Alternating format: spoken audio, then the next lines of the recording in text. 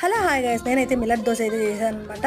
Millet dosa ఎలా చేయాలో మీరు కూడా చూసేసేయండి. నేను దీంట్లోకి ఏమేమి వేసానంటే గోధుమలు, జొన్నలు, కొర్రలు, సద్దలు, ఇంకా రాగులు, ప్లస్ ఒక పిడికెడు రైస్ అయితే వేసాను.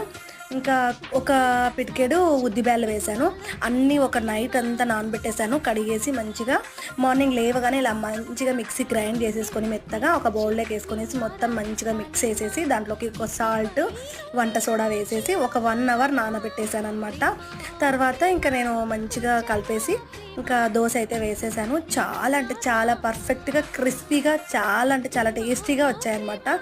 చాలా హెల్తీ కదా, ఇప్పుడు చాలామంది డైట్ ఫాలో అయ్యే వాళ్ళకి చాలా ఉపయోగపడుతుంది ఇది. మీరు కూడా మీ ఇంట్లో తప్పకుండా ట్రై చేసుకోండి, ఓకేనా? మా వీడియో నచ్చినట్టయితే లైక్, షేర్, సబ్స్క్రైబ్ చేసుకోండి. మరిన్ని వీడియోస్ కోసం వెయిట్ చేయండి. మా చిన్నోడైతే తిని చాలా బాగుందని చెప్పేశాడు.